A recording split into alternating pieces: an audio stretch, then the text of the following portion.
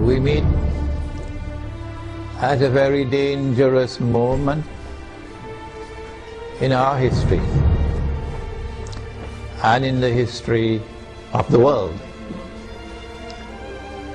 to address you on the subject of implications of a Zionist Israeli attack on Iran, which now appears to be not only fairly certain, but also just around the corner. We say that Israel wants to attack Iran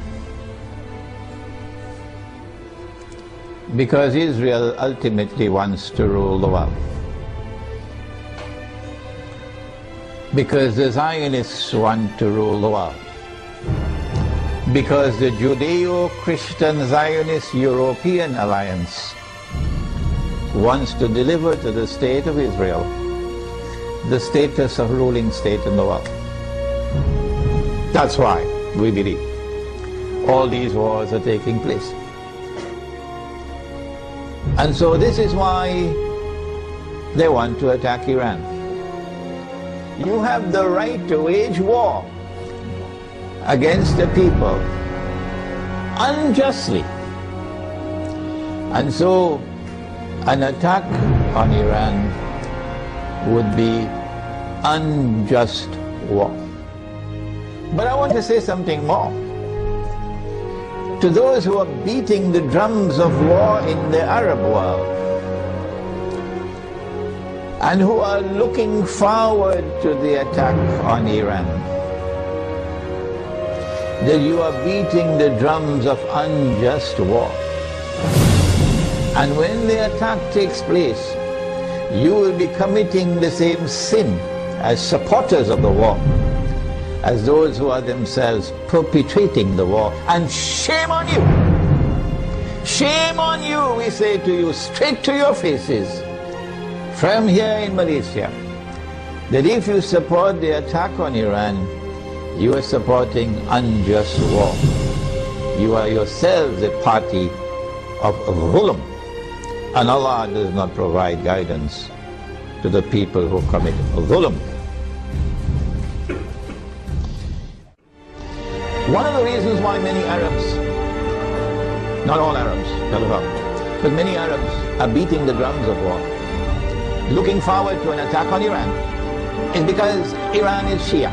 They hold the view that Shia are kuffar, and hence it is permissible to launch war on the kuffar, the disbelievers. How can you come to this conclusion that the Shia are kuffar? If the Shia are kuffar, then there must be some ijma' or consensus of opinion on that subject. That consensus has never been achieved in 1400 years. As a consequence, we say it is too late in the day now for you to come with any manufactured arguments declaring the Shia to be kuffar. The drum beating against the Shia and the attack which is about to be launched on Iran is located in a larger framework in which those who are waging war on Islam are seeking to do something that will function as a catalyst for creating Sunni-Shia civil war in the world of Islam. Sunni-Shia civil war would be something that would be massively beneficial for Israel. Number one, Sunni-Shia civil war will make Islam look negatively, a negative image in the world, at a moment when Islam is center stage in the attention of the whole world.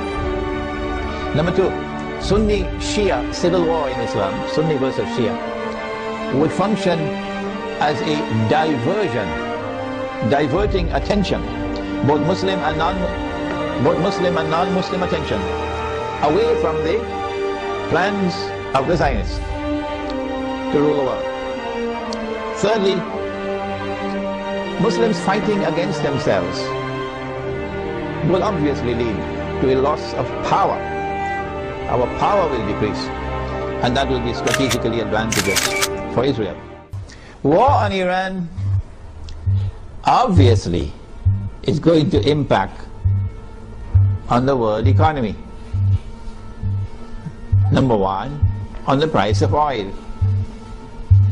Not only because Iran is a major supplier of oil, but also because Iran is located in that basin that the Iranians call the Persian Gulf and the Arabs call the Arab Gulf, and they're still fighting over the words. The price of oil is going to shoot up because Iran can also block the Straits of Hormuz. You see, Iranian territory on this side and Oman on that side. It's not difficult for Iran to block the Straits of Hormuz and disrupt or the passage of oil tankers. So we can anticipate fairly confidently that the price of oil is going to escalate dramatically once the attack takes place. And the American government knows that. And that's why the American government does not want Iran to be attacked. Because the American government knows, and the Federal Reserve knows, and the bankers also know, that the US dollar is going to collapse. It will not survive an Israeli attack on Iran with the price of oil shooting up through the roof. And if the US dollar collapses, of course they're going to have to demonetize the US dollar. It will no longer be legal tender. They have to have something in place. They probably already have something to replace it, but at a fraction of its previous value. The American economy is going to collapse. Large numbers of white Americans are going to lose their wealth. And many of them are going to be listening to this lecture. There's going to be chaos in the United States when the economy collapses. There can be riots in the United States, and they're already anticipating that. And so an attack on Iran would lead to economic, financial, and monetary consequences that will be disastrous for the US economy. An attack on Iran can be launched simultaneously with an attack on Pakistan.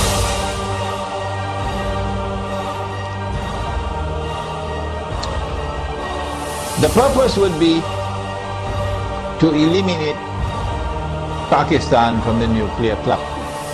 And it is time for Muslims around the world to recognize, including Muslims in Iran, that Israel's most strategic partner, most strategic ally in the world today, after the United States, is India, with Saudi Arabia neck and neck behind India.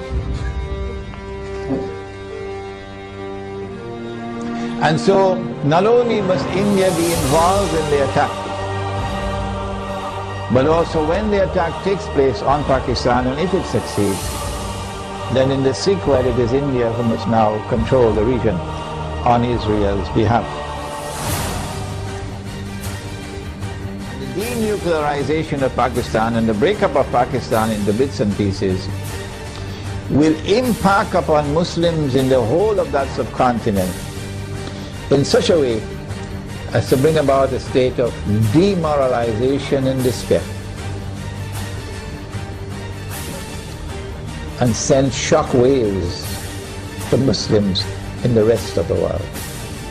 That one of the largest Muslim communities around the world, in India, Pakistan and Bangladesh, have now come under the foot of Hindu India.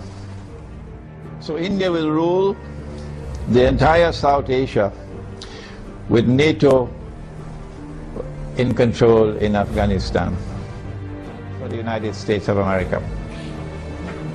Israel will attack Iran in order to commence wars that she hopes will follow one after the other. As soon as Israel attacks Iran, the first implication is that Iran is going to attack Iraq. And Iran is strategically poised, advantageously poised, to attack the United States in Iraq. That Iran is also likely to attack Bahrain. And it should not be difficult for Iran to take Bahrain. Bahrain cannot stand up to an attack from Iran. Bahrain is just across the water from Iran. I am suggesting to you that Iran is going to attack and take Bahrain. And even when Iran attacks and takes Bahrain, then there's a causeway between Bahrain and Saudi Arabia where you can drive back and forth. The road will be clear to Saudi Arabia. I am anticipating, and the Saudis probably already have their plans laid out very well, because they know what's going to happen. And Israel already knows what's going to happen. That they're then going to turn to the United States to invoke whatever secret agreements they have of defense. But the United States has to intervene in Saudi Arabia to protect Saudi Arabia from an attack from Iran. I think the Zionists in the US Congress will ensure, even though the US armed forces would not want to go in there, even though the Barak administration would not want to go into Saudi Arabia, the Zionists in the US Congress will ensure that American forces will have to enter into Saudi Arabia to face Iran. So they're setting a trap for the United States, so that the United States is going to be led to a situation where it's going to be facing defeat. I think that for Russia and for China, an Israeli attack on Iran, particularly if it involves the use of nuclear weapons, would be recognized as a threshold being crossed. And so long as you did not cross that threshold, Russia and China were prepared to go along and continue in the Security Council of the United Nations, for example, cooperating and collaborating where possible in managing the affairs of the world. But once you cross that threshold, the implication for Russia and China is that you have crossed the point of no return, and that an attack on Iran is now going to inevitably lead to World War.